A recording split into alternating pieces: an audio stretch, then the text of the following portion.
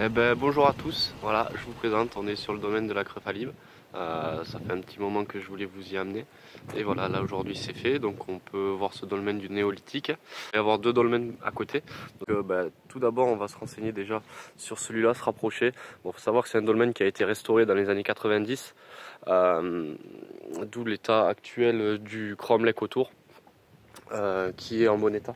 Il faut savoir que c'est pas les pierres centrales qui ont été relevées, ni la pierre du dessus, le couvercle là on va dire, qui ont été remis en place. C'est vraiment à partir du cromlech. Hein. On va pouvoir faire le tour. Nous, on va bien voir bien sûr le dolmen. Voilà la pierre. Je voulais vous parler donc de ces cupules déjà. On va retrouver pas mal de cupules qui devaient servir. Il y en a qui disent que ça servait de récipient en haut. Et on va retrouver les croix. Bien sûr. Ce qui est sympa, c'est qu'on voit ici une rainure tout le long.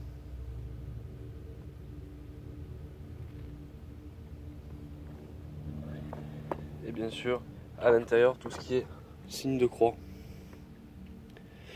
On dirait des signes de croix primitives, c'est ce qui est assez étonnant. Il n'y a pas de différence entre les cupules. Bon, bien sûr, vous me direz, on peut pas tailler la pierre, mais il n'y a pas de différence entre les cupules et les signes de croix. Voilà. On va se balader, on va filmer l'intérieur du dolmen.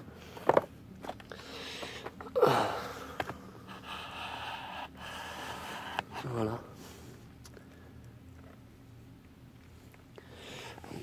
Ici, on va être à l'intérieur du dolmen. Je filme tout, histoire de voir si on n'a rien loupé.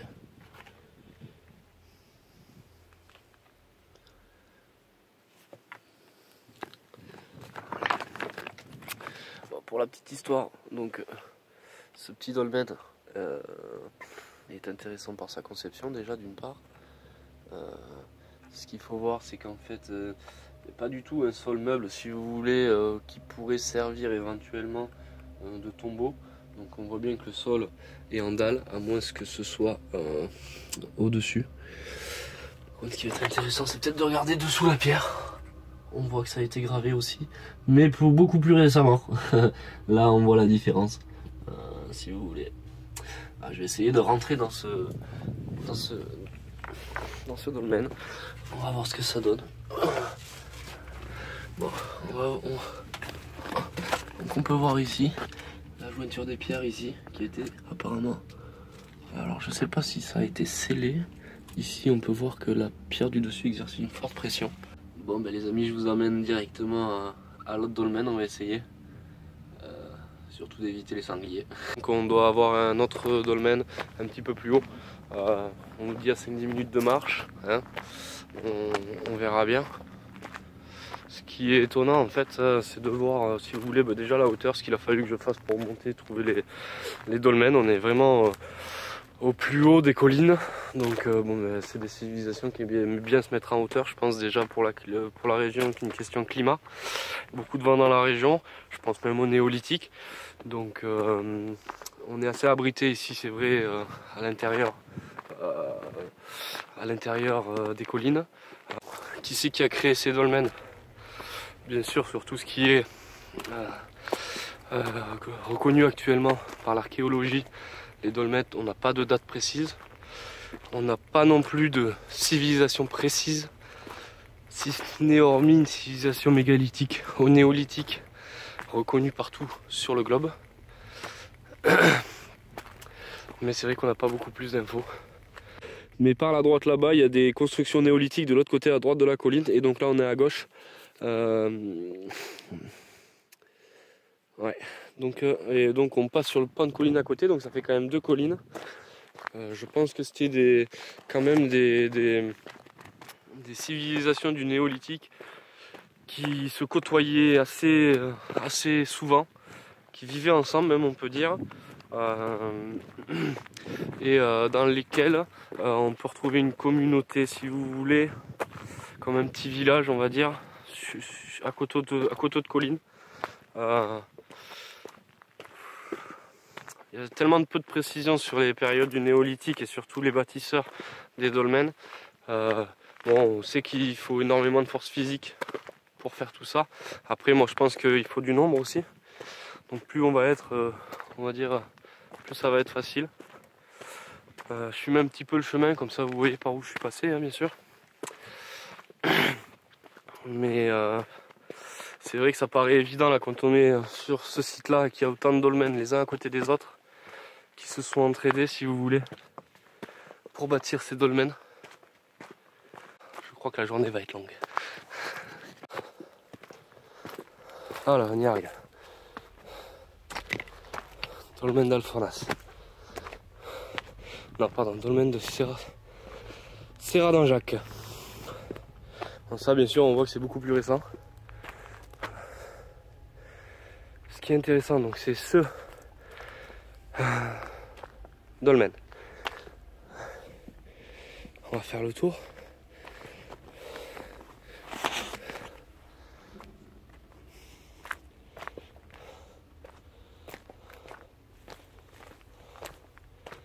Voilà.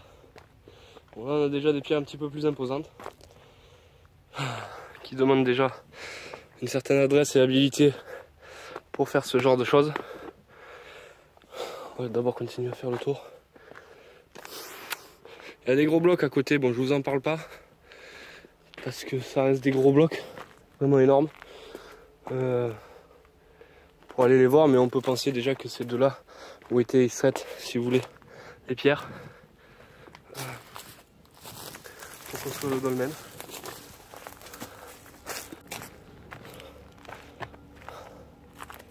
On pourrait le filmer ici. Voilà. Et je pense qu'en suivant le chemin sur la gauche, on pourra en retrouver un autre. Donc en gros, vraiment, on est entouré de dolmens ici. Donc voilà, ici on voit un bloc qui est bien taillé, qui a été taillé ici. On voit bien une démarcation nette, donc moi je pense que ça a été, on va dire, coupé. Donc, par contre, ce qui donne la forme ici, ouais, on peut dire que les blocs ont quand même été choisis et découpés pour faire l'enceinte du cromlech. Voilà.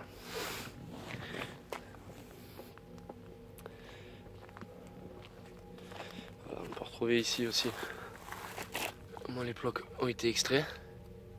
Voilà. On va aussi aller mettre un petit coup d'œil à l'intérieur, voir ce que ça donne, pareil si ça a l'air confortable ou pas.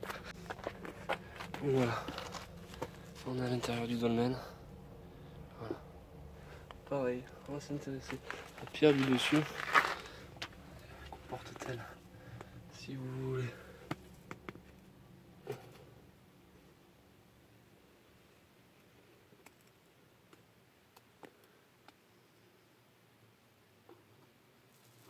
aucun type d'inscription. On voit des cupules travaillées, mais aucun type d'inscription, nulle part. On va regarder si au-dessus on retrouve, puis, ouais, on retrouve ce genre de cupule. Voilà. On dirait que ce bloc là en fait a été séparé en deux pour pouvoir être réinstallé plus récemment, le couvercle. Voilà. On voit qu'il est calé ici par des plus petits cailloux, qui n'est vraiment pas typique si vous voulez de tout ça.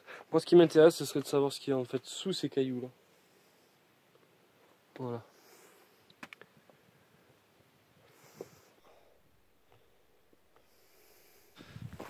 Allez, on redescend, un peu plus facile.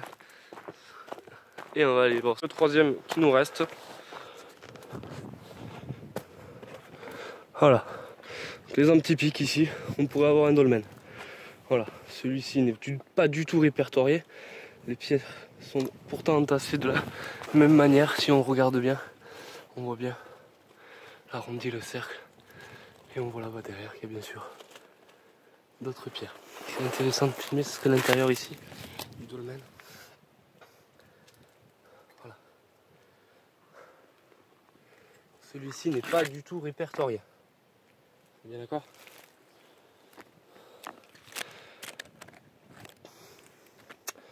On nous dit qu'il n'y en a que 6 dans la région, enfin surtout sur Saint-Michel-de-Liotte, là où nous nous trouvons. Mais je pense qu'il y en a beaucoup plus. Donc on peut penser déjà que tout ce pan de collines, en partant du dolmen du Creux, de la Liossa, jusqu'au dolmen de Serra d'Anjac où on se rend, Et on va retrouver plusieurs tombes se rapportant en néolithique. Je dis tombes bien sûr, puisque aujourd'hui on est encore sur des tombes. Hein. Voilà. Ici on va avoir quelque chose de sympa. Voilà. On voit bien que c'est des blocs qui ont été posés les uns sur les autres. Hein, on est bien d'accord. Ici aussi, la nature ne dispose pas des blocs comme ceci. Et on en a un bien plus gros qui est juste à droite ici. Voilà. Donc là pour moi ça c'est des dolmens aussi. Bon, bien sûr, défoncé par la végétation, mais je serais curieux de creuser à l'intérieur. Comme ça pour rigoler. Je crois qu'on y arrive.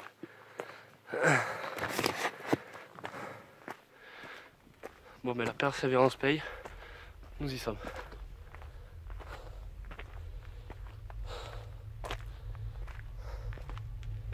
Voilà, celui-là est imposant aussi. Toujours le même cromlech circulaire. Avec une orientation sud-est, sud-sud-est. Ce qui est intéressant, c'est de voir aussi, tu vois, le petit amoncellement de cailloux qui est à côté aussi, comme en bas, comme dans celui de la Creuse que j'ai filmé tout à l'heure. Bon, après, c'est vrai que c'est un cadre idyllique, hein. Il n'y a pas de vent ici. Pourtant, il y a du vent en bas, dans la plaine. Et ici, il n'y a vraiment pas de vent. Vraiment pas embêté, donc cadre de vie exceptionnel. Il y a des petits sentiers qui partent un petit peu partout comme ça. Et vous m'enlèverez pas de la tête, c'est des chemins de liaison entre ces dolmens. Donc qui pouvaient éventuellement servir soit de tombeau, soit d'habitation. Parce que c'est vrai que allez, si on maintient qu'on a une époque du néolithique, bon, pas forcément une grotte dans le coin. Ils ont peut-être voulu s'abriter avec des cailloux. Et donc ce seraient les premières représentations de maisons dans la région. Donc c'est vrai que bon, ben, en hiver on est un peu plus au chaud ici que par exemple à dormir sur le côté. Voilà, impressionnant quand même. Des jolis blocs de pierre levée. Je dis pas que c'est des choses qui sont irréalisables manuellement. Bon, la taille des blocs est intéressante, hein. On peut voir celle-ci, l'épaisseur. Voilà, surtout le bloc du dessus, l'épaisseur. Ici on voit des stries de découpe. Ici, bon, ici non, ça on voit bien que c'est beaucoup plus récent. Par contre ici on voit les stries de découpe de la roche, la taille de la roche, si vous voulez, dans le sens où elle a été taillée et découpée. Voilà. Donc là on est au-dessous. Voilà.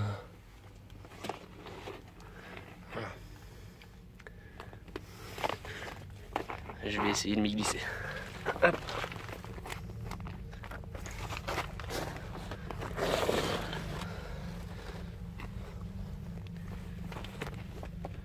Voilà.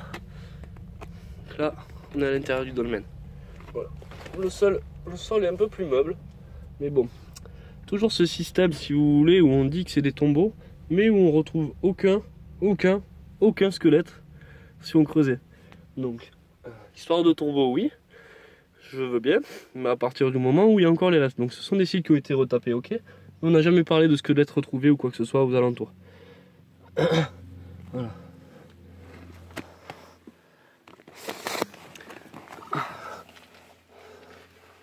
Voilà. Et donc on va regarder bon ce sol qui est plutôt meuble. Vous voyez, vous pourrez y gratter, hein. On fait facilement un trou. Je laisse ma trace dans le néolithique, c'est sympa. Donc on pourrait vraiment.